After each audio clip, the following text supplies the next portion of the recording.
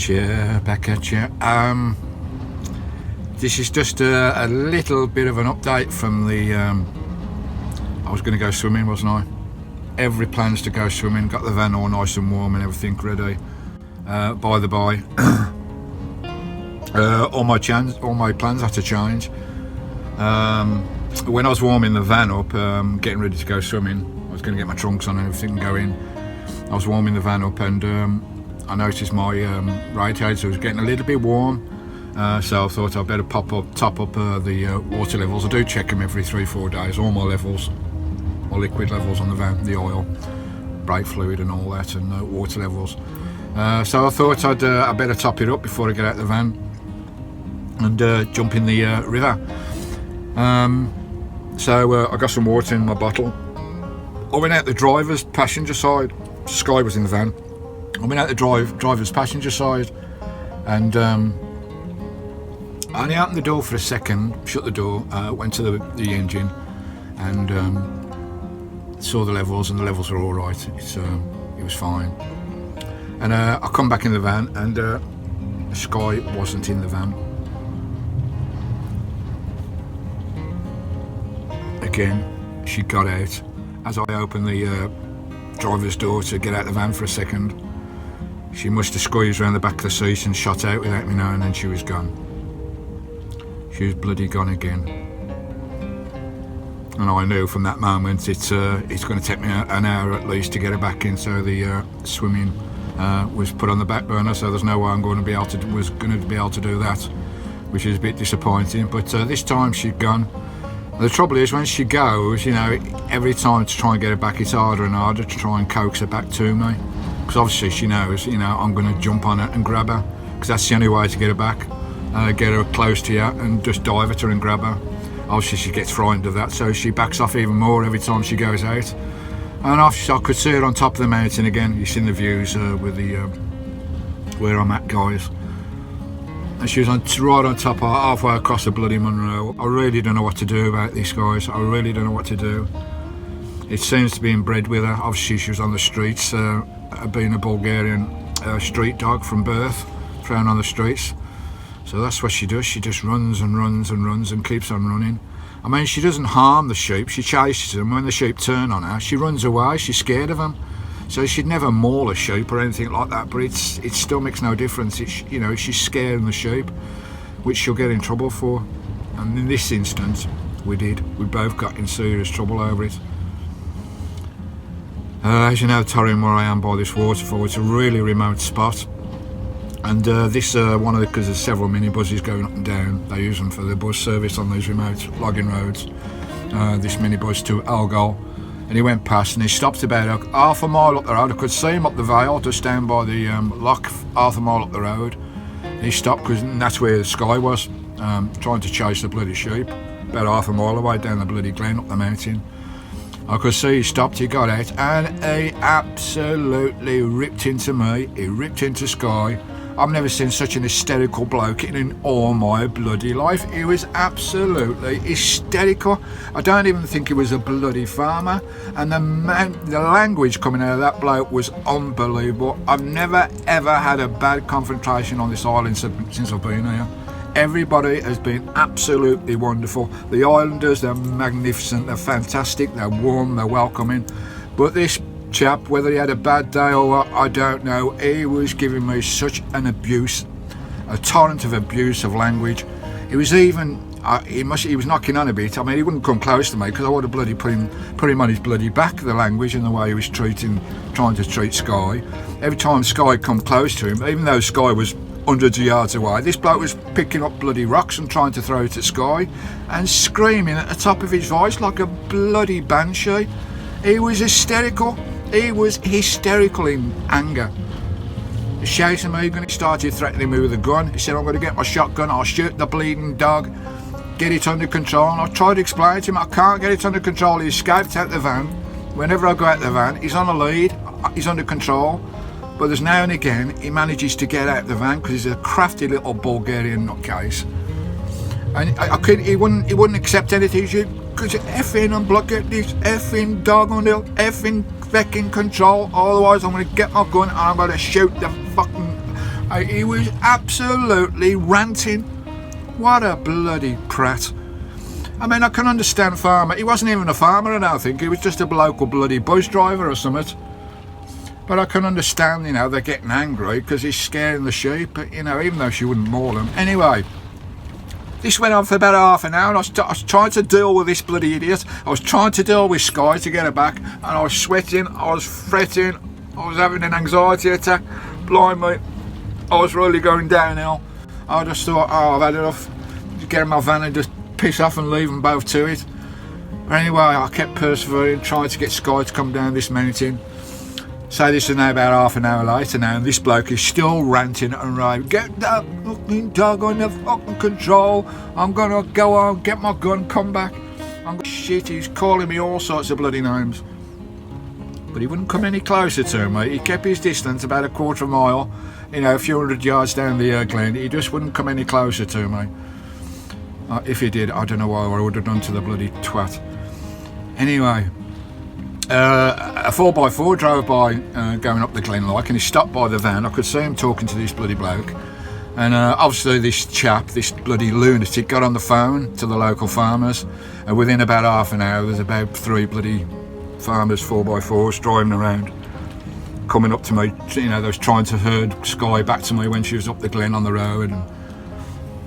And they weren't too bad. The actual farmers weren't too bad. They had to talk to me, and they said, will she harm the sheep? I said, no, she'll run away from them. She just chases them. When they turn, she runs away from them. She will not maul them. You know, she's not a vicious animal. She's a pup. You know, I'm trying to train her, and she got out the van. Usually she's under control. And there was a bit more understanding than 1 or 2 farmers that I spoke to. But, there's a farmer 4x4 up there, and one down there was trying to eventually they all disappeared. They all give up because she just would not come in. Eventually I sat on the side of the road. There's a cliff barrier, one of these steel barriers going across the road, and I sat there. I threw a load of biscuits down on the road, and I sat kneeling down on one knee ready to pounce, because I've got to pounce on her when she gets close, trying to tease her with these biscuits one by one. You know, first of all, because she wouldn't come within about 10-12 feet of me. She always kept 12 foot away because she knew what was going to happen from the other experience, that I was going to jump on her. Of course, that's the only way I can bloody well catch the girl. She certainly won't coax into the van. Anyway, I was there for about another half hour, patiently getting these biscuits closer and closer to me. And this was one opportunity. I thought, right, I'm going to go for it. If she steps 1 step closer to me, I'm going to go for it. She stepped 1 step closer, and I jumped at her. I managed to get my hands on her, but she slipped through and got away, and she was gone. Although that's it. There's no way she's coming back now. No way. Now I spooked her again. Guys, I was at the end of my bloody tether. It's starting to snow now. I was really at the end of my tether. I really was. I was so anxious. My anxiety was at maximum levels. I was panicking. Close to bloody tears again. What am I going to do with this bloody dog? Anyway, I tried again. Another 20 minutes. And biscuits closer and closer. And this time I turned at an angle to this fence. So the fence was like facing me there, and I was at an angle. So Skye had come in this way, and she had the fence that side of her, so she couldn't run that way. The only way in was this way. The only way out for her was backing up. I learnt that every time she got a bit spooked, she backed up. She never went forward past me. She always backed up. So I thought, if I get her in there, get her close, and then instead of diving at her, dive behind her so she'll turn and come into my grasp. Anyway, it took about another 10-15 minutes. She's getting closer and closer and closer until she was about 6 foot away. I thought, right, I'm going to go for it now. I put a biscuit down so it just dropped slightly under the barrier, so she would have had to turn her head away from me and look under the barrier to get the biscuit. And as she turned and looked under the barrier to get the biscuit, that's when I took my chance. And I got her. I got her back. Blimey, O'Reilly. Was my heart pounding. Oh, I could have jumped for joy. I got hold of her, got a collar, and back in the van we went.